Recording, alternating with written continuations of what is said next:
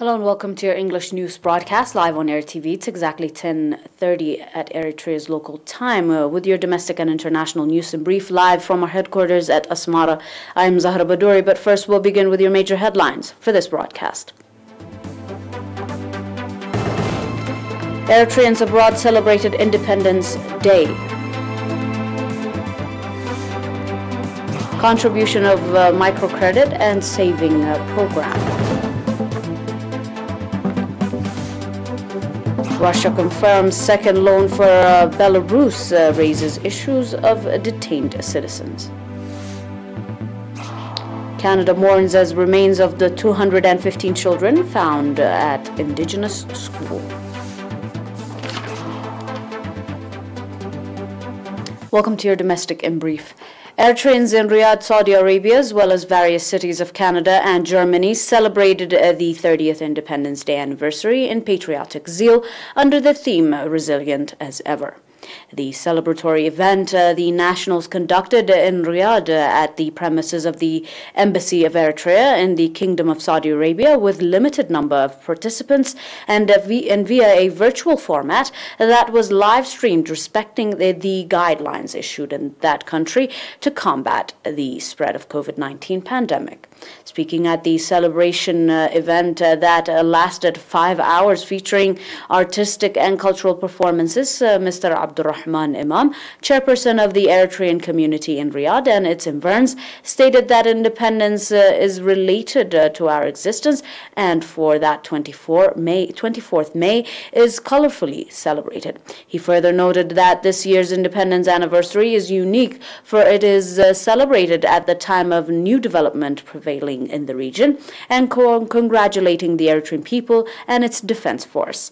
Mrs. Waini Garazgeher charged the affairs at the Eritrean embassy in Saudi Arabia on her part stated that the prevailing peaceful and hopeful era is the outcome of the resilience in the Eritrean people that they're demonstrating in the last 30 years, congratulated the Eritrean people and members of its defense force.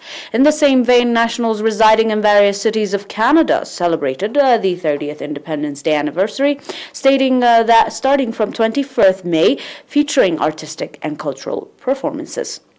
The nationals, in addition to the celebratory event conducted via a virtual format also and social media conducted various activities including flag waving and marching activities.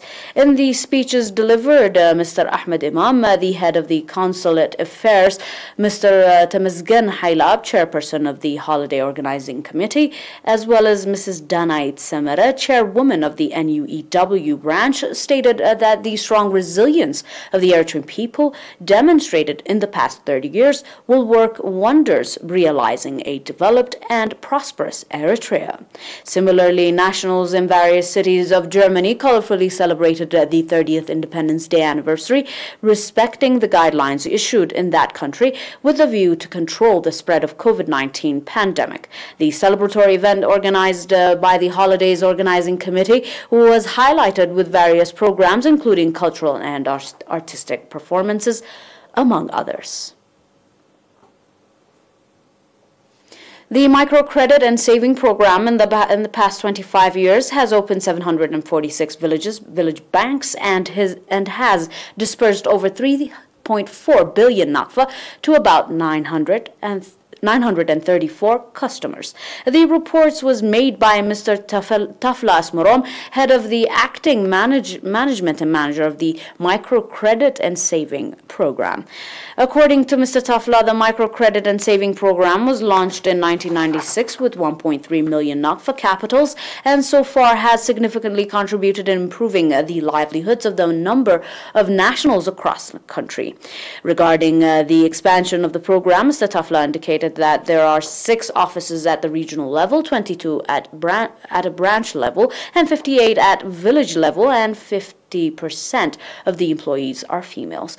Mr. Tafla also said that the number of customers has reached to over 67,000 and 53% are women, and that the type of beneficiaries is divided in groups, employees and individuals, and that the range of opportunity varies from 6,000 to 150,000 nakfa, according to the projects that the customers submit.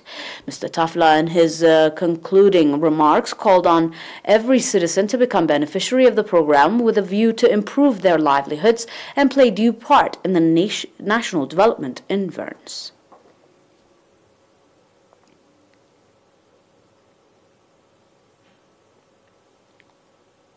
On your final domestic, the residents of Afabet subzone expressed that the commendable development is being registered in the social services provision in general and that of health service provision in particular.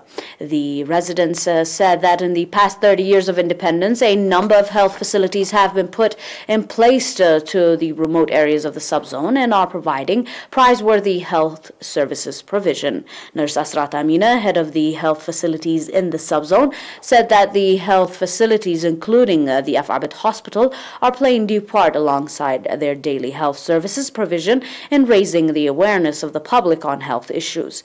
Documents from Afabet Hospital indicate that the children vaccination coverage has reached to 97%, number of pregnant women visiting health facilities by 90%, and pregnant women delivering at health facilities by 70%.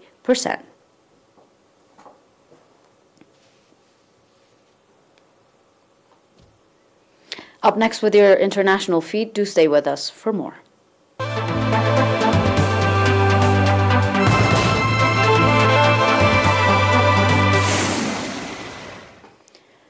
And on your global report, Russia will move ahead with a second $500 million loan to Belarus next month, following talks between the two countries' leaders aimed uproaring in the West over the grounding of a passenger jet in Minsk and the arrest of a distant blogger.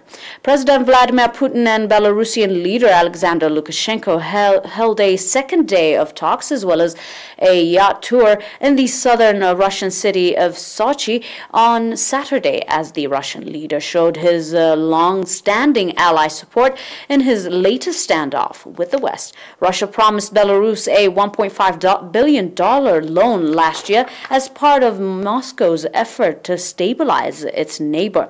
Minsk received a first installment of $500 million in October. Belarus is to receive the second tranche before the end of June, the ERi news agency reported. Several Western countries accused Belarus of piracy this week after Belarusian air traffic control informed the pilot of Ryanair Raya 1 passenger jet of a Hawks bomb threat. TASS cited Peskov as saying that the President Lukashenko informed his Russian colleague in detail about what happened with the Ryan flight.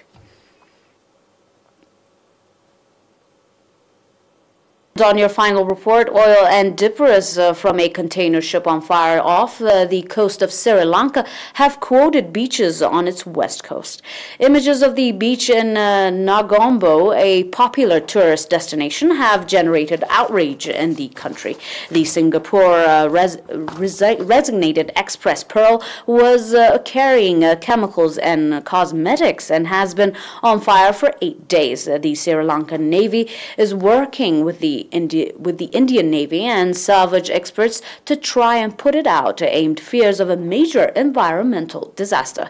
If the ship sinks, then hundreds of tons of oil could leak into the sea, having an adverse impact on marine life. Raw seas and monsoonal winds are hampering the operation, officials have reported. Sri Lanka Ports Authority Chairman Daya Rathianki told BBC Salaris Ringa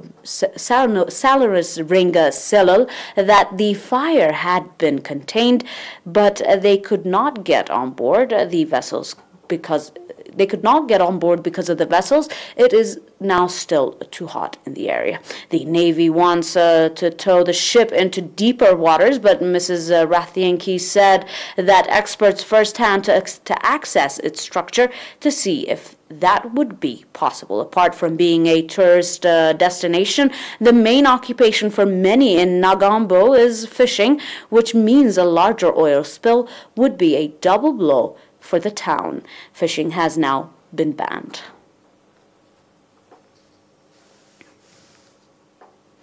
Dear viewers, that is all for now with your domestic and international news in brief. Until we're back with some more news, stay and enjoy the rest of our programs. But until then, these were your major headlines for this broadcast.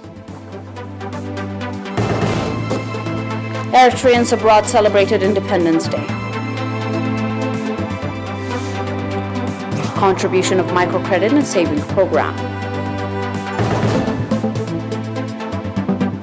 Russia confirms second loan for Belarus, rises issue of detained citizens.